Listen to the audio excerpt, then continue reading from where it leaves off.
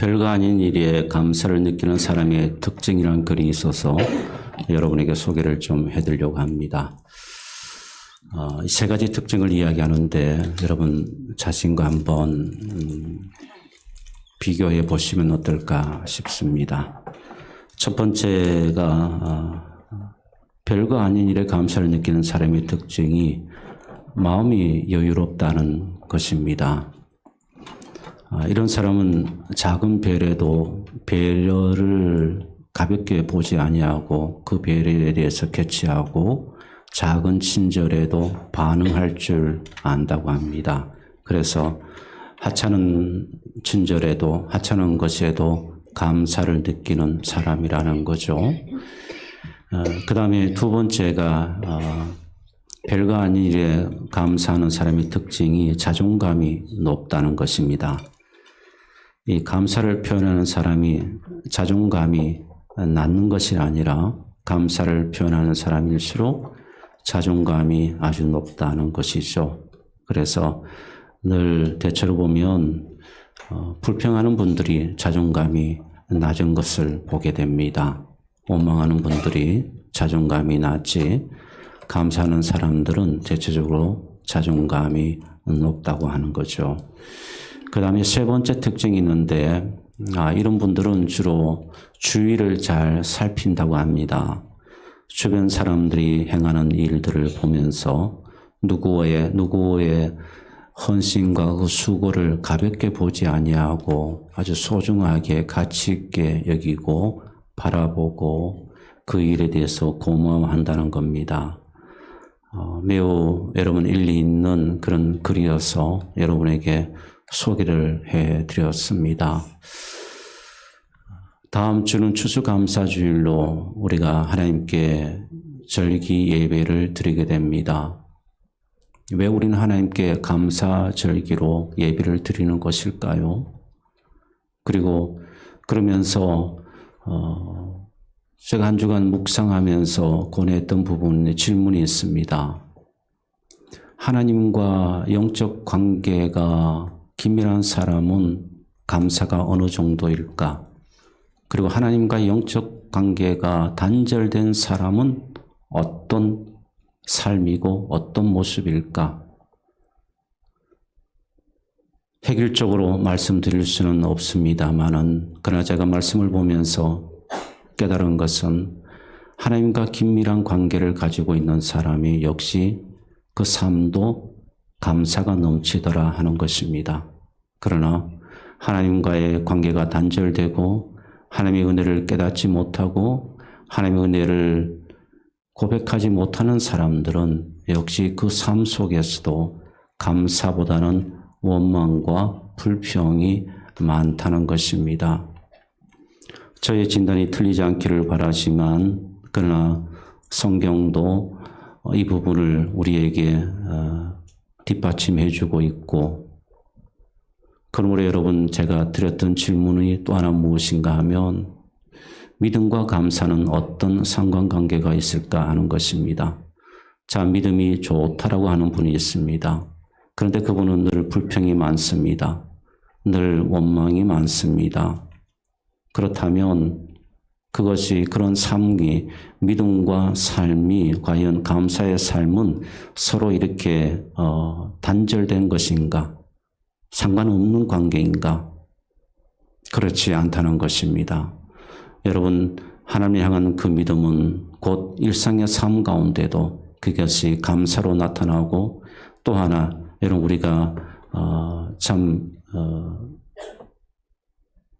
어쩌면은 어려운 부분인데 이 믿음으로 우리가 하나님께 감사하는 이 감사의 고백이 사람과 사람 사이의 관계에서도 이 감사의 고백이 서로 연결되어져 있다는 것입니다. 그런데 우리는 이 둘이 분리된 것처럼 그렇게 생각하고 있고 또 그런 삶을 살아가는 사람들이 많이 있습니다.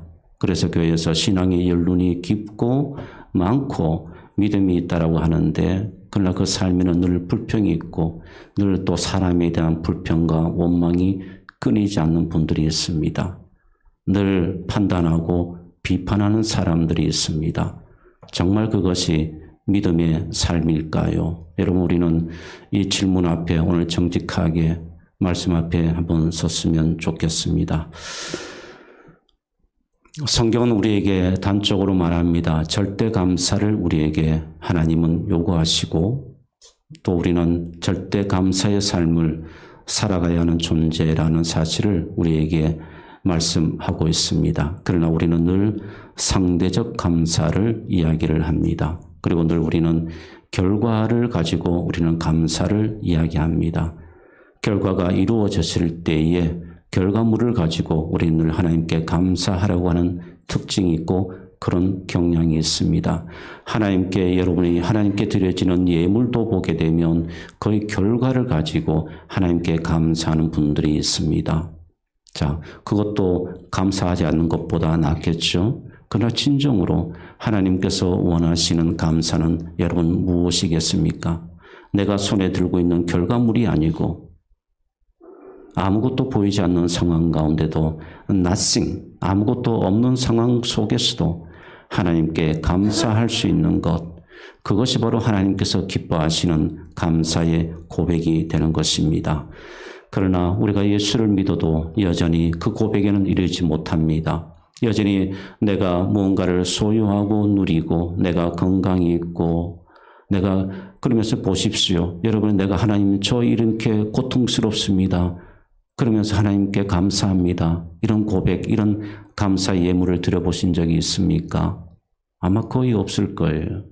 다 건강해졌을 때, 병이 나았을 때 하나님께 감사합니다라는 고백은, 그런 예물은 저도 수없이 기도를 많이 했지만 하나님 저 지금 이렇게 고통스럽습니다. 저 하나님 실패했습니다. 저 하나님 다 잃어버렸습니다. 그런데 하나님께 감사합니다. 이런 감사의 예물 기도 제목은 제가 한 번도 경험한 적이 없습니다. 이것이 여러분 우리가 지금 생각하는 감사의 이중성이죠.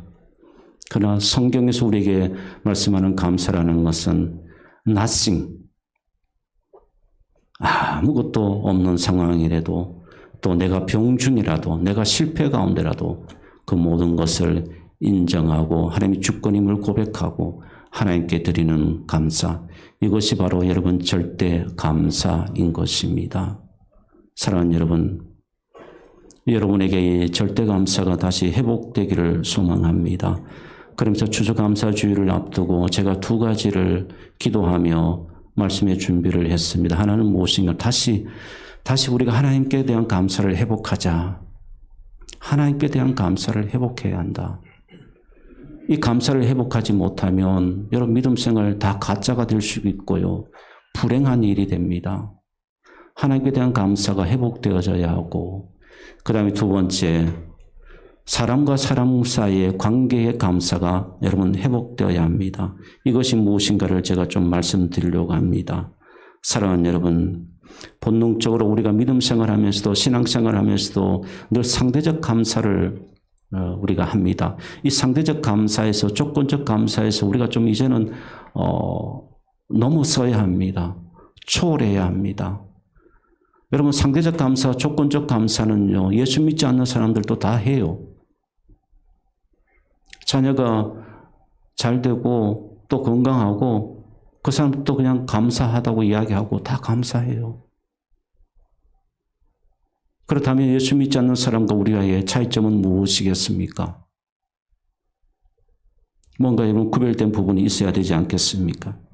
마음이 불편해도 감사하고, 안 풀려도 감사하고, 시련이 있어도 감사하고, 고난이 있어도, 환난이 있어도 감사하고, 병 중에라도 감사하고, 그것이 바로 예수 믿는 사람들의 감사의 특징이 아니겠습니까? 자, 그럼에도 불구하고 여전히 여러분 우리의 감사의 고백은 여전히 상대적이에요. 여전히 조건적입니다. 그리고 그 조건과 그 상대성이 채워지지 않으면 여전히 불평이고 여전히 원망이고 여전히 하나님을 향해서 의를 드러낼 수 없음에도 의를 드러내고 여전히 하나님 앞에서 목이 곧은 백성이 안 되어야 되는데 목이 곧은 백성으로 우리가 이렇게 살아가고 있고, 사랑하는 여러분, 감사가 다시 회복되어지고 하나님의 은혜와 하나님의 사랑 안에 있음을 다시 회복하는 은혜가 있기를 축복합니다. 사랑하는 여러분, 그러면서 저는 이 삶에서의 감사가 나타나지 않는 것은 저는 믿음과 긴밀하게 연결되어 있다고 봅니다. 믿음과 긴밀하게 연결되어 있어요.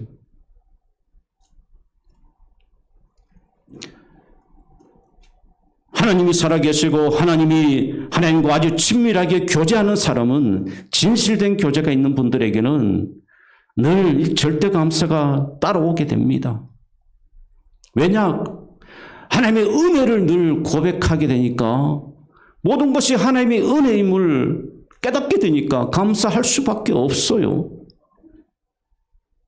그러나 믿음이 약하고 하나님의 은혜를 모르게 되면 그런 감사는 꿈에서 깨어나도 못하는 겁니다. 늘 조건적 감사만 하게 되고 진정으로 하나님께 진정한 감사를 고백을 들어보지 못하게 되는 것입니다. 사랑하는 여러분, 상대적 감사를 하는 분들은 하나님과의 관계가 정상적이지 않습니다. 늘 뭔가가 틀어져 있습니다. 그러나 절대적 감사를 하시는 분들은 하나님과의 관계가 끊임없이 고뇌 가운데서 회복되어 가는 분들입니다. 그러므로 여러분, 감사는요, 하나님과의 관계 속에서 나오는 것입니다. 여러분이 믿음으로 하나님과의 관계 가운데서 막힌 담이 없고 날마다 하나님께 감사의 고백을 하면서 살아갈 수 있는 그런 삶이 되었으면 좋겠습니다. 사랑하는 여러분, 1년에 한 번씩 드려지는 추수감사절, 여러분 어떤 생각을 가지고 있습니까? 이 절기가 여러분 부담되십니까? 이 절기가 기다려지지 아니하고 또 벌써 추수감사절이 다가오네라고 여러분 그렇게 생각하고 있습니까? 하나님께서 왜 우리에게 추수감사절을 주셨을까요? 하나님께서 이스라엘 백성들에게 정한 절기를 주신 적이 있습니다. 화목절, 속죄절, 속건절, 이런 하나님께서 많은 절기를 주셨어요. 그렇다면 여러분 이런 질문을 해야 합니다. 왜 하나님께서 이스라엘 백성들에게 절기를 주셨을까? 그리고 그 절기를 지키라고 하셨을까? 이스라엘 백성들을 하나님께서 징계하시기 위해서, 그들을 힘들게 하시기 위해서, 하나님이 가난하셔서 그들로 하여금 뭔가를 얻기 위해서 하나님께서 그렇게 정한 절기들을 만드셨을까요? 아닙니다. 하나님께서 그렇게 절기를 만드신 것은 절기마다 때마다 하나님께서 그들을 복 주시기 위해서 하나님께서 절기를 만드신 것입니다. 그런데 사람들은 그 하나님의 마음을 모릅니다. 하나님의 마음을 왜곡합니다. 그래서 이스라엘 백성들이 눈먼 것도 가지고 와서 제사하고, 다리 저는 것도 가지고 와서 제사하고, 상한 것, 온갖 몸에 상처가 있는 양들을 가지고 와서 제사하고, 이렇게 하나님의 그 마음을 알지 못하고 하나님께 드리는 그 제사의 의미를 깨닫지 못하고 형식으로 그렇게 하나님께 나와 제사했단 말이죠. 그러니 하나님의 마음이 얼마나 아프신지 모릅니다. 그래서 이사야서 1장 14절 말씀에 보게 되면 하나님의 한탄하는, 하나님의 근심하는 하나님의 마음이 드러나는데, 한번 여러분 함께 읽어보겠습니다. 내 마음이 너희의 월삭과 정한 절기를 싫어하나니 그것이 내게 무거운 짐이라 내가 지기에 곤비하였노라. 하나님께서 얼마나 한탄하셨으면 얼마나 형식적으로 아무런 감사도 진실된 고백도 없이 나오는 이스라엘 백성들을 향해서 너무 마음이 아프신 겁니다. 나는 이제 너희들이 내 앞에 나와서 절기를 행하는 거 싫다는 겁니다. 내게는 이제 그것이 무거운 짐이라는 거예요. 내가 너희들이 와서 다 내어놓는데 그 짐들 내가 지기에 이제는 곤비하다. 이제 지치고 힘들다. 왜 하나님께서 여러분 이렇게 말씀하시는 것일까요?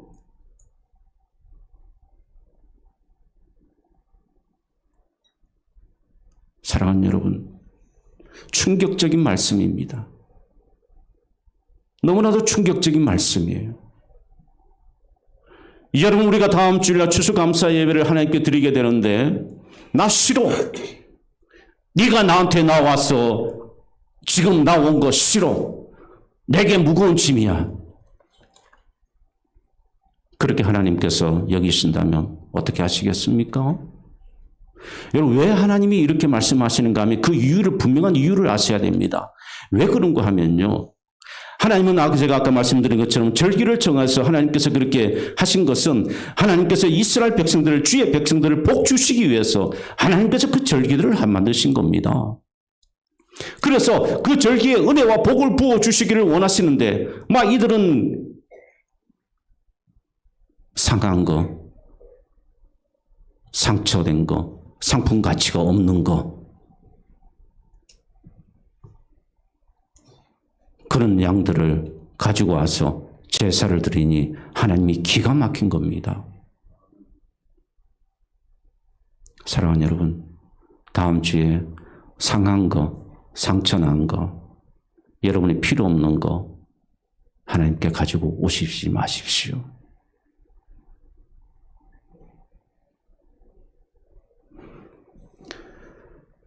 그 이유는 뭔가 하면 하나님께서 이렇게 절기를 정하시고 그때마다 하나님께서 계속해서 그것을 통해서 복을 주시겠다, 복을 주시겠다 약속하셨거든요. 그러니까 하나님이 그 약속을 이루려고 하는데 지금 약속을 이루게 해주고, 내가 약속했기 때문에 그 약속을 내가 대로 해주고 싶은데 이스라엘 백성들이 이렇게 형식으로 나오고 마음 없는 제사를 드리게 되니까 하나님이 속상하신 겁니다. 여러분, 잠언서 3장 9절 10절 말씀을 보시게 되면 하나님이 이렇게 우리에게 약속하신 말씀이 있습니다. 함께 읽겠습니다. 내 재물과 내 소산물의 처음 익은 열매로 여호와를 공경하라 그랬습니다. 10절입니다. 그리하면 내 창고가 가득히 차고 내 포도즙 틀에 새 포도즙이 넘치리라. 하나님께서 이렇게 계속해서 약속하신 주심이 너무 많습니다. 하나님께서 지키면 그러면 내가 너에게 복 주시라고 하나님께서 수없이 약속을 해주셨는데, 그런데 이스라엘 백성들이, 주의 백성들이 그러지 않고 있다는 거죠. 그러니까 하나님이 너무 짐이 된다는 겁니다. 너무 짐이, 내가 복을 줘야 하는데 그래서 하나님께서 지금 한탄하시고 내게 짐이라, 나 공고하다, 하나님께서 그렇게 말씀하시는 것입니다. 사랑하는 여러분, 그러면서 말라기 1장 말씀을 보면은 더 기가 막힌 말씀이 나옵니다. 말라기서 1장 8절 말씀입니다. 함께 읽겠습니다. 만군의 여호와가 이르노라, 너희가 눈먼 희생제물을 바치는 것이 어찌 악하지 아니하며 저는 것 병든 것을 드리는 것이 어찌 악하지 아니하냐. 이제 그것을 너희 총독에게 드려보라. 그가 너를 기뻐하겠으며 너를 받아주겠느냐. 보십시오. 지금 이스라엘 백성들이 이렇게 했다는 겁니다. 절기마다. 눈먼 거, 병든 거, 막 이런 것들만 가지고 와서 하나님께 제사를 드린 거예요. 그래서 하나님께서 뭐라고 했어요? 야, 너 그거 가지고 총독에게 너 그거 가져가봐. 총독이 너 그거 보고 고맙다, 감사하다 그러겠느냐? 너를 받아주겠느냐?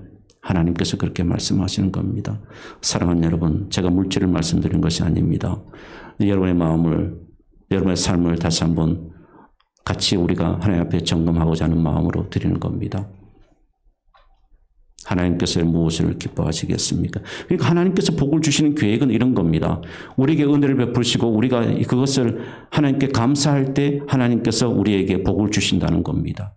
진정으로 감사하고 진정으로 하나님께 나와 하나님의 은혜를 구할 때 하나님께서 그 은혜를, 그 기도를 들으시고 하나님께서 응답해 주신다는 것입니다. 사랑하는 여러분, 그러므로 하나님께서 우리에게 주시는 복의 축복의 통로를 여러분들이 소중하게 가꾸시고 그것을 통해서 하나님의 복이 여러분의 가정과 기업에 흘러가기를 주님의 이름으로 축원합니다. 여러분, 하나님의 복을 받으십시오. 하나님의 복을 받으십시오. 하나님이 근심하는 그런 감사가 아니라 하나님이 기뻐하시는 감사를 통해서 하나님께서 다음 주에도 여러분에게 두 손 들어 여러분에게 복을 주시는 그런 추수감사 예배가 되기를 주님의 이름으로 소망합니다. 그리고 여러분 또 하나 우리가 회복하고 싶은 것이 있습니다. 바로 우리 공동체 안에서의 감사의 회복입니다. 여러분, 불평하는 사람들은 늘 불평을 많이 이야기합니다. 다른 사람보다 더 많은 불평을 이야기합니다. 자, 왜 그럴까요? 하나님의 은혜로 그렇게 할까요? 아니요. 절대 그렇지 않습니다. 어떤 사람은 이게 문제고 어떤 사람은 이게 문제고 다 문제투성이를 이야기합니다.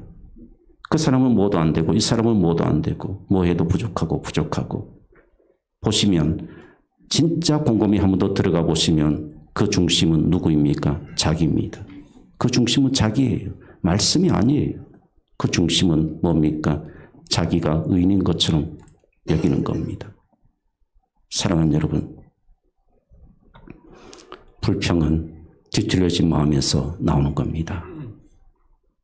이스라엘 백성들이 출애굽했을 때에 먹을 것, 마실 것 없으니까 마음이 뒤틀려지기 시작합니다. 그리고 여러분 주목해야 될 부분이 두 부분입니다. 하나는 하나님을 위해서 원망하고 하나는 사람에게 원망합니다. 사랑하는 여러분, 하나님께 감사하고 사람에게 감사하는 우리가 되어져야 합니다. 믿습니까? 하나님께 감사하는 사람에게도 감사하는 삶이 되어는 겁니다. 하나님께 감사와 사람의 감사가 분리되는 것이 아닙니다. 우리는 이 부분을 분리해버려요. 십자가가 구원의 은혜가 하나님과 나와의 관계지만 수평적 관계에 이루은 것처럼 감사도 여러분 그런 겁니다. 감사께 대한 수익적 감사가 수평적 감사로 이어져야 나타나야 하는 것입니다.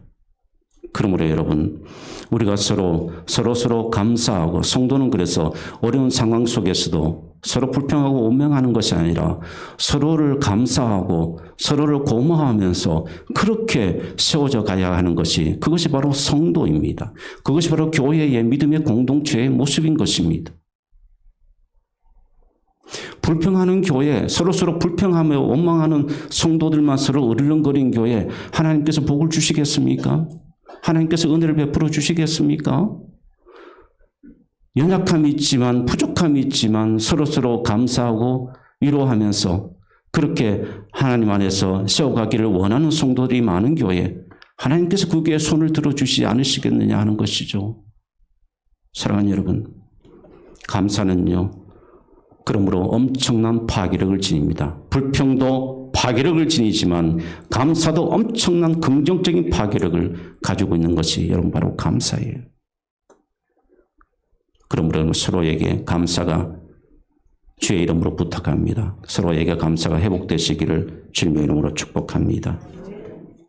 신앙 공동체를 하나로 묶는 것이 여러분 감사예요. 감사. 이 감사가 성도와 성도를, 우리 신앙의 공동체를 꽉 묶는 요소예요. 서로에게 감사하고 하나님께 감사드리는 공동체의 영적 성숙을 우리가 하나님 앞에 같이 만들어갈 수 있었으면 좋겠습니다. 골로새서 2장 6절 7절 말씀을 보겠습니다. 자, 이 말씀을 보시게 되면 골로새서 2장 6절 7절 말씀을 보게 되면 함께 읽겠습니다. 그러므로 너희가 그리스도 예수를 주로 받으시니 그 안에서 행하되, 그 다음 7절 말씀입니다. 그 안에 뿌리를 박으며 세움을 받아 교훈을 받은 대로 믿음에 굳게 서서 감사함을 넘치게 하라. 자, 이 말씀을 보면 믿음에 굳게 서서 감사함을 넘치게 하라. 하나님께서 우리에게 주신 말씀입니다. 믿음과 감사가 분리되는 것이 아니라 믿음 위에 굳게 서서 서로 감사함으로 넘치게 하라. 그렇게 우리에게 말씀해 주는 겁니다.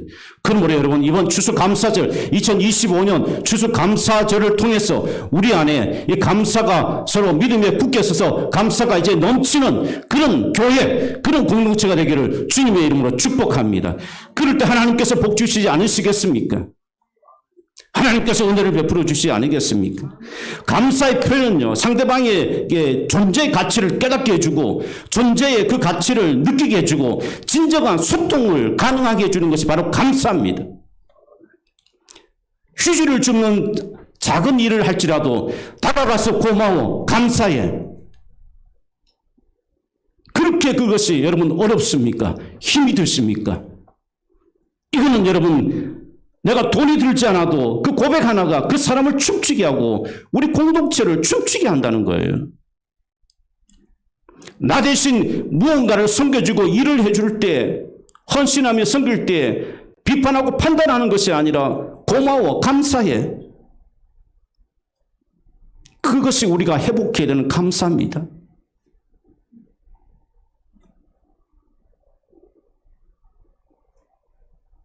오늘 새벽 기도를 마치고 가는데 한 분이 낙엽을 다 들고 계셨어요. 너무너무 고맙더라고요. 너무너무 감사했습니다. 그 감사하게 되면 상대방을 자기와 함께 여러분 가까이 묶어주는 놀라운 역할, 기폭제가 되는 것입니다. 제발 여러분 조금 못한다고 비난하지 마시고요. 여러분 마음에 맞지 않다고 여러분 그렇게 말씀하지 마시고 그래도 그 일을 해주고 그래도 섬겨주니 예, 고맙습니다. 장로님 고맙습니다. 권사님 감사합니다. 집사님 감사합니다. 그 한마디가 우리 공동체를 출렁이게 만듭니다. 성령의 은혜로 춤추게 만드는 것입니다. 사랑하는 여러분, 그러므로 우리 안에 이 회복이 있게 되기를 소망합니다. 우리 함께 여러분 감사하면서 하나님 안에서 아름다운 공동체로 세워가기를 소망합니다. 여러분, 이거 우리 회복하지 아니하면 소망 없습니다. 건축, 지금 여러분 우리 교회 상황을 한번 보십시오. 자, 요 앞에 이제 700세대가 들어오게 되고 내년 4월쯤 입주합니다. 근데 저는 그 앞에 교회가 없는 줄 알았어요. 근데 그 안에 종교부지가 있고 교회가 지금 잘 지어지고 있어요. 깜짝 놀랐습니다.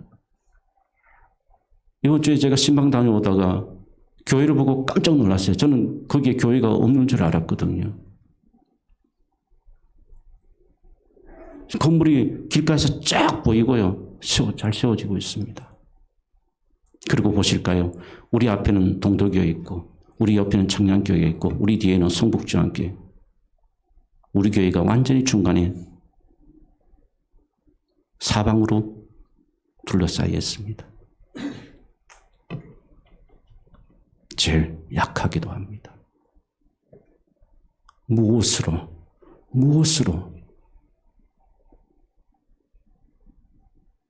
그러나 여러분, 그러나 성경 말씀대로 보게 되면 복음에 충만하면 조건은 환경은 문제가 되지 아니하고 복음에 충만하게 되면 하나님께서 우리를 들어 사용하십니다. 믿습니까? 우리가 서로 감사함으로 이제는 우리가 이 불평이나 원망을 이제는 멈추고요. 서로 존재하고 있으며 서로 감사하고 저분이 존재하고 있으며 감사하고 장로님이 저 자리에 존재하고 있으며 감사하고 권사님이 그 자리에 있게 된 거 감사하고 서로서로 이렇게 우리가 하나님께 믿음으로 감사하면서 우리가 하나님의 뜻을 이루어갈 수 있는 그런 은혜가 있게 되기를 축복합니다. 사랑하는 여러분, 제가 어릴 때에 저는 초등학교 1학년 때 저희 아버님이 창선고등학교 발령을 받아서 저 삼천포에서 배를 타고 남해도로 가서 남해에서 또 창선도로 배를 타고 가는 그런 1970년대 초반에. 근데 어릴 때 제가 어린 마음이 기억이 납니다. 그때 배는 아주 작은 배입니다. 삼척포항에서 아주 돛담배 같은 작은 배 통통통통 그리면서 기계로 가는 배인데 아주 뭐 4-5 사람 타면은 못 타는 그런 배예요. 이제 그곳으로 들어가는데 배에 자꾸 물이 들어오더라고요. 배에 물이 들어오는데 계속해서 이제 물을 이제 퍼내는 겁니다. 가면서. 목적지까지 물을 계속해서 퍼내야만 했습니다. 그런데 여러분 보십시오. 배에 물이 들어오는데도 그대로 두게 되면 그 배는 침몰하게 됩니다. 계속 물을 퍼내야 합니다. 이런 불평이라는 것이 계속 들어오게 되면 우리 배는 침몰합니다. 이 교회는 침몰합니다. 하나님의 은혜와 하나님의 사랑이 없기 때문에 하나님께 그 믿음으로 감사하는 고백이 없고 성도가 감사하는 그 고백이 없으면 계속해서 이 불평이라는 것이 우리 이 홍문교회라는 배가 여러분 이 세상을 향해서 항해해 가는데 계속 불평의 물이 들어오게 되면 침몰하게 되는 거예요. 어떻게 해야 됩니까? 우리는 감사로 계속 물을 퍼내야 합니다. 감사로 물을 퍼내면서 계속해서 앞으로 하나님의 나라를 위해서 전진해 가야 합니다. 항해해 가야 합니다. 믿습니까? 그러므로 여러분, 우리가 계속해서 감사함으로 물을 퍼내는 우리 모두가 되기를 축복합니다. 불평함으로 물을 배에 자꾸 들이는 성도가 아니라 감사로 자꾸 고백하면서 감사로 물을 퍼내는 우리 모두가 되기를 축복합니다. 그래서 우리가 하나님께서 사방에 그렇다 할지라도 우리가 제일 약한 교회라 할지라도 그러나 우리가 감사로 충만하고 하나님의 은혜로 복음에 충만할 때 하나님께서 우리를 들어 사용하시고 하나님께서 높게 복음을 위해서 하나님의 나라를 위해서 큰 겨자나무가 되는 환상을 보여주시고 하나님께서 축복해 주실 줄 믿습니다. 성경에 나오는 가장 무서운 죄가 원망과 불평이라는 사실을 알지 않습니까? 이제는 끊어버리십시다. 하나님께 감사하고 성도와 성도가 서로 감사하면서 우리가 함께 감사의 물을 보내면서 끝까지 하나님이 기뻐하시는 길을 걸어갈 수 있는 은혜가 있기를 주님의 이름으로 축복합니다. 사랑하는 여러분, 저와 여러분의 감사는 우리를 하나님께서 복을 주시는 통로가 되고요. 저와 여러분의 감사는 내 병의 근원도 치유하는 능력이 되고요. 저와 여러분의 감사는 실패 속에서도 감사할 때 하나님의 손길이 임하는 놀라운 통로가 된다는 사실을 잊지 마시기를 주님의 이름으로 소망합니다. 질병 가운데도 가난 가운데도 어려운 가운데도 여러분 먼저 감사부터 해 보십시오. 여러분의 가난과 실패 가운데서 여러분의 뭔가를 성공한 다음에 하나님께 감사하는 건 때가 늦었습니다. 그때 그 감사는 누구도 할 수 있는 감사예요. 진짜 감사는 여러분의 실패와 고난 중에서라도 하나님이 주신 은혜를 기억하고 하나님 주신 그 사랑을 감격해 하면서 하나님께 드릴 때 거기에 그 감사가 능력이 되는 것입니다. 하나님의 역사가 나타나는 하나님의 축복의 손길이 되는 것입니다. 그러므로 감사함으로 여러분의 어둠을 떠나보내시고 감사함으로 전능하신 여호와 하나님의 손길이 여러분 가운데 머무시는 은혜가 있기를 주님의 이름으로 축복합니다. 이 찬양 함께 불러봤으면 좋겠습니다. 행복이라는 찬양인데요. 말씀을 준비하면서 이 찬양을 늘 마음에 두었던 찬양입니다. 화려하지 않아도 정결하게 사는 삶. 가사를 보시게 되면 가진 것이 적어도 감사하며 사는 삶. 멋지지 않습니까? 우리가 이 찬양을 들으면서 우리 안에 이 감사가 다시 절대 감사가 회복되고 우리가 하나님께서 우리가 드리는 감사를 통해서 하나님께서 우리를 만져주시고 위로해 주시고 소망을 더해 주시고 우리 안에 또 감사로 인해서 여러분 우리의 공동체가 복음의 능력이 나타나고 복음의 역사가 나타나는 그런 은혜가 있기를 주님의 이름으로 간절히 소망합니다. 우리 찬양 함께 불러보겠습니다.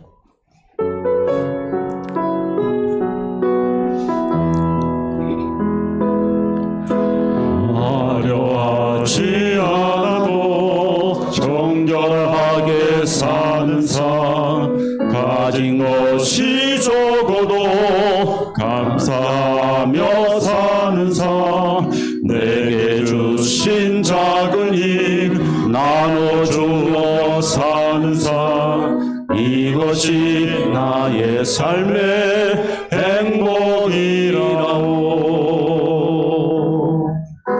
눈물 날 일 많지만 기도할 수 있는 것 억울한 일 많으나 주를 위해 잡는 것 비록 짧은 작은 삶 주 뜻대로 사는 것 이것이 나의 삶의 행복이라오. 우리 함께 일어나셔서 고백하며 나아갑니다. 이것이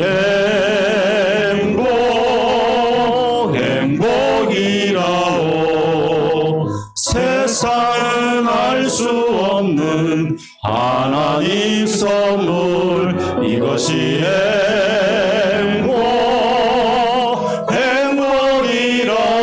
행복이라오. 하나님의 자녀로 살아가는 것 이것이 행복이라오. 이것이 행복이라고. 이것이 여러분에게 이 행복을 하나님께서 세상은 알 수 없는 하나님 선물 이것이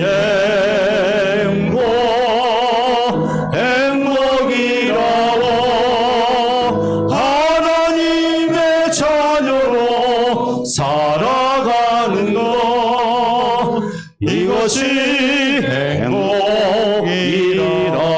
행복이라고 기도하겠습니다.